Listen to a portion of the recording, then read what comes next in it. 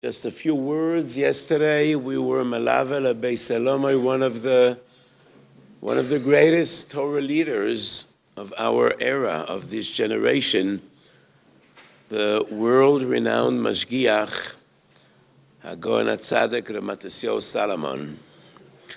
So usually a Mashgiach influences his Talmidim in yeshiva.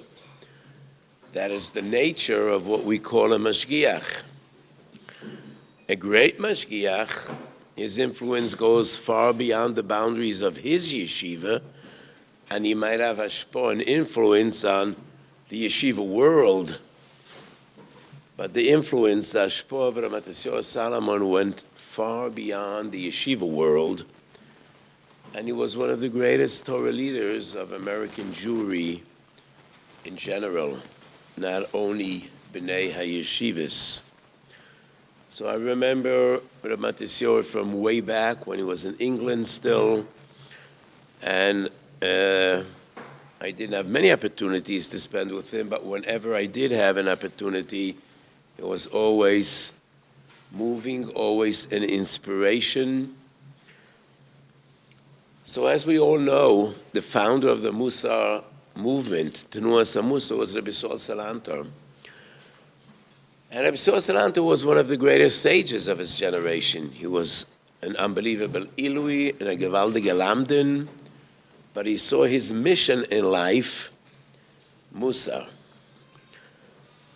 And he traveled me'ir le'ir, u'mekfar le'gmar, to spread the idea that learning Musar is not only a midas chasidus for special people, it is a chiyuv. And Rabbi Salanter argued, learning Musar is a chiyuv which rests upon every yid. Because without learning Musar, you cannot really fulfill your mission in this world.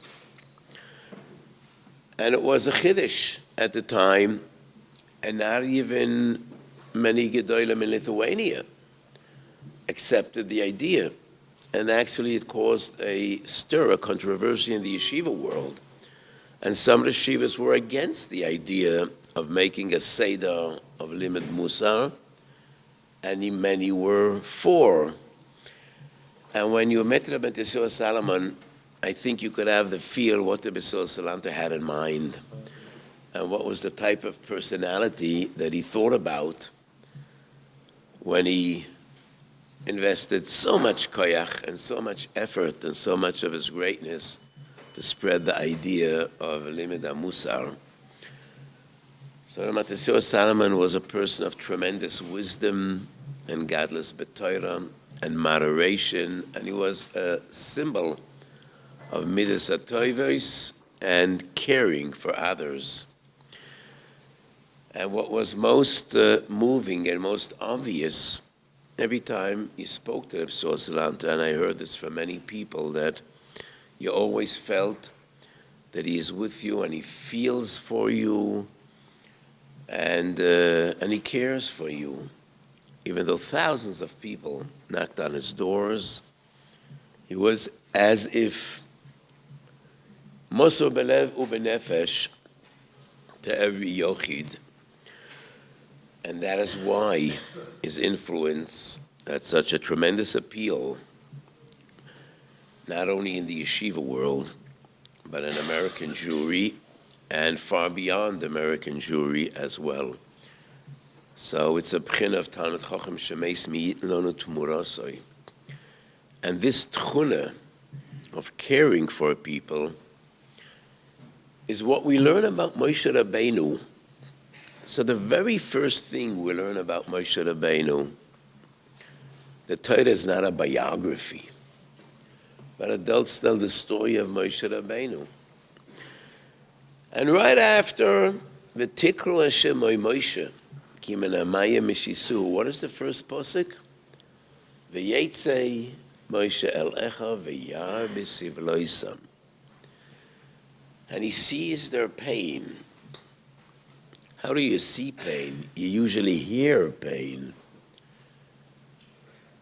But what you see is far more tangible than just what you hear. Vayar b'sivloisam. To Moshe Rabbeinu, the pain was tangible. And Rashi writes, Nosan einov v'libo eliyos meitzer aleihem. It wasn't coincidental, you know. He went out on the street and he happened to see the Jews are in pain. He didn't happen to see. It was his avodah. It was his call. He wanted to see their pain. He was looking out to see their pain. Nosan einov veliboi liyos meitzer aleihem. So there's a famous Hasidic story that I told many times because I like it a lot. So the Moshe Leib Sassover said that the essence of Yehavtu l'reachu kamoichu I learned from a Gentile, a non-Jew. I happened to be walking on the street and I overheard a conversation between two goyim.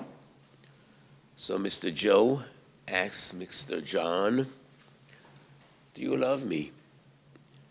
And John answers to Joe, how do you dare to ask that question? We've been good friends for 20 years. Of course I love you. So Joe asks John, what hurts me? John says to Joe, how would I know? Did you tell me? Joe asks, did you ask? Do you really want to know? If you want to know what hurts me, you would know. And how do you dare to say you love me if you don't even know what hurts me? Said to the Moshe Leib Sassover, that is Yehavtu l'reachu kamoichu. You need to feel the pain. And how would you dare to say you love me if you don't even know what hurts me? You didn't tell me. Don't expect me to tell you. Did you ask? Do you want? Vayar b'sivloisam. Moshe Rabbeinu didn't sit and wait for people to come and tell him about their travails and their troubles. Nosan einov veliboi liyos meitzer aleihem. And Moshe Rabbeinu not only feels their pain, tries to be helpful. V'yachas ha-mitzvah v'yatmeneu b'choil. Was it because he hated the goyim? No, because the other day he sees two Jews fighting around and he once again intervenes. And then he sees that he got into trouble and his life is in danger. And he must run away from Mitzrayim, comes to a new place in Midian. What's the first story in Midian about Moshe Rabbeinu? See some girls taking care of a flock of sheep, and some bullies come, chase them away, and Moshe gets involved. V'yoshian, v'yashkasainom. You got into trouble in Mitzrayim. You're doing the same here. You didn't learn your lesson. Got into trouble in Mitzrayim because you mixed into everything you saw, and you needed to run away. Your life is in danger. Are you out of your mind? Why are you doing it again? Moshe Rabbeinu cannot see wrong and not try to make it right. He cannot see an avla and not try to fix it. He cannot see people in pain and not try to be helpful. And that is Yehavtu l'reachu kamoichu. Whenever I could say a Dvar Torah in the name of my mother, means a lot to me. Imi Moirosi, she'enchila li Toras Chaim. She was a big tzedekis and a very wise woman. She passed away just 2 years ago. At the age of 93, she was a survivor. And she passed away with more than 500 descendants. All of them Yereim v'Shleimim, many of them Arbisei Torah. And she used to say, that is my nechama and that is my nekama, both combined. And she used to say, the amazing ishtalshalos sequence of events that brought about Golas Mitzrayim and Geulas Mitzrayim. How did it all start? With one simple question. Yosef HaTzadik is in a cell in a Goyish prison, together with two Goyim. Probably he knows that those two Goyim were very important people in the administration. One was the Saramashkim, the other was the Sarawoifim. So what does a young Jewish boy do in prison when he's together with a bunch of goyim? Sits in the corner with his face in the wall, just hoping nobody is going to notice he's here, nobody's going to start up with him. And Yosef turns to those two goyim, Madua pneichem roim hayoim. Is anything bothering you? Tell me, do you think you could help them? You're a prisoner just like they are. What exactly, in Yiddish they say, was hakstein cup? You know, well, what do you care? But Yosef Tzaddik cares. He sees two people in the same cell as he is, and they seem to be troubled and sad. And he says, maybe I could help. Who knows? And then suddenly they tell him a story about nightmares and bad dreams, that he discovers a new talent he never was aware of. Poisach haloimois and pile plois. And that is when it all starts and ultimately brings to Golas Mitzrayim and Geulas Mitzrayim.